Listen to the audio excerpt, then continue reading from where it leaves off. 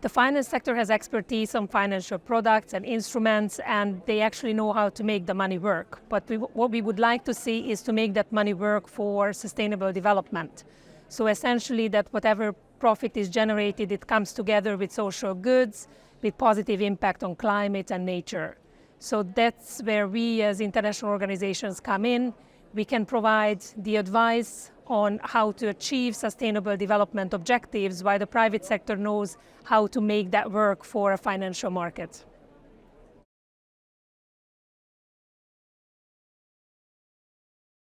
I think the biggest challenge is, especially in these diverse contexts, that we are actually speaking somewhat of a different language.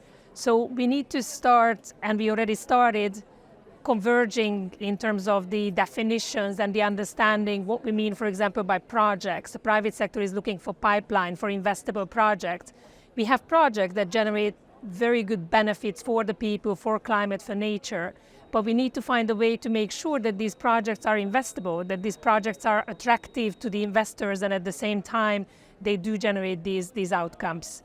So one thing is to bring our language together. The second major objective or obstacle at this point, and an objective to overcome, is the risk. How do we manage the risk? How do we help the private sector manage the risk?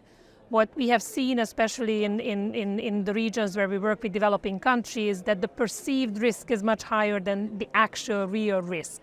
So we as UNDP and other international organizations can come in and help the private sector calibrate that risk, commensurate what it really is, and de-risk the environment in which they can invest better.